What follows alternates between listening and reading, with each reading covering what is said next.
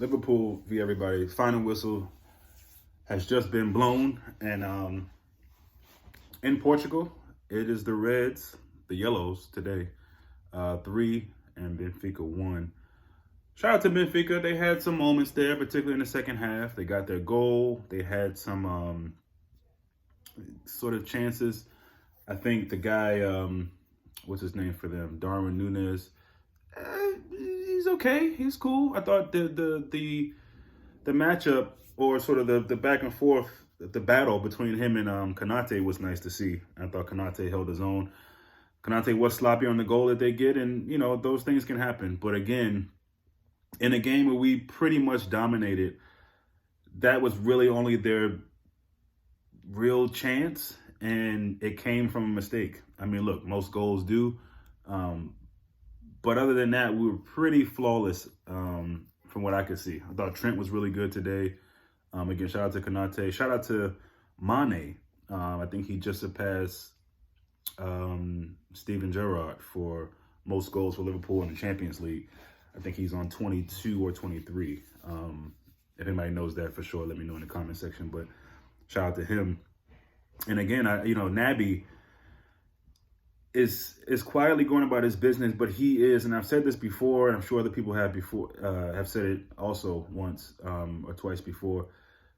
He's doing kind of that Genie role, and not even necessarily exactly what Genie did, but just in terms of doing a lot of small things that you don't really maybe recognize until maybe you watch the game back or you see highlights or whatever. But he's what helps us get that third goal. Obviously, Diaz has to take it, make a move around the keeper, which I think is a situation which I think a lot of people feel like is easy. I think it's harder than we think when we look at it. But it's Naby who's pushing the rock, up the field and makes that pass. Now there is a slight ricochet, but it's that forward thinking of Naby, and one of the things that I feel like a lot of times Genie didn't offer, and a lot of times, even sometimes Naby, we wanted to see some of that marauding kind of attack and to passes the ball up the field to get a chance. So it was good to see the highlight, to see they showed Klopp embracing him. That's a big moment, and you could see what it meant to the team, not only the team, but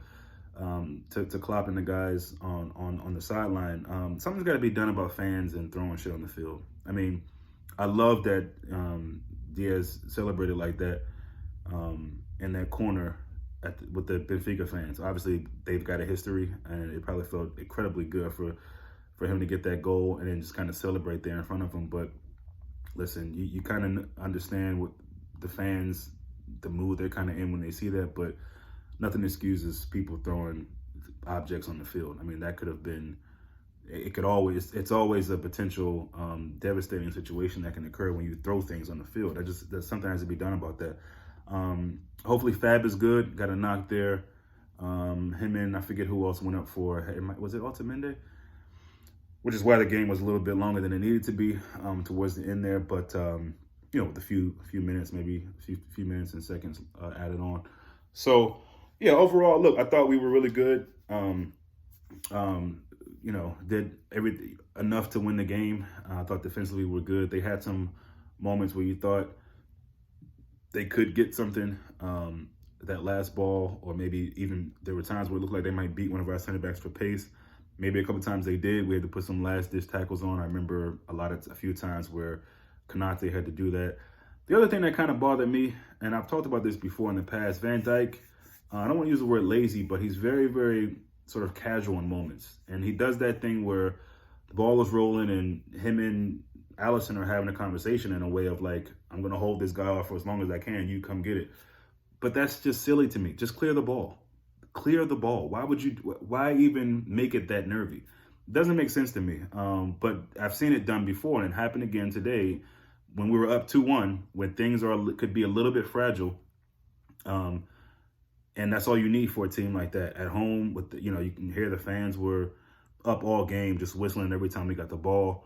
But that kind of stuff is just unnecessary. And then obviously we get away with it, but our keeper, you take the good with the bad because the good is always outweighing the bad with him. But that little Cruyff he did was like, you don't need to do that. Just clear the ball. Why? Now, clearing the ball the way his body was could have ricocheted, and maybe that was the easier thing to do in that situation. But I just feel like, taking those chances just aren't worth it. Obviously, we didn't pay for it, and it's cool. I don't even know if some of you even noticed those two sort of moments in the game. But, other than that, you could say I'm kind of nitpicking.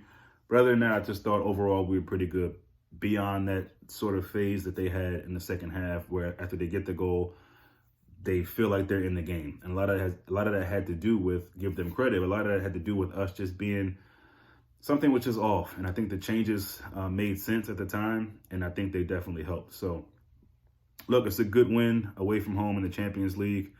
You got to imagine coming back to Anfield, we can wrap that up and, keep marching on. But on to the next game. The next game we know is at the weekend against that other team. So, hope you guys enjoyed the game as much as I did. And look forward to seeing you guys soon.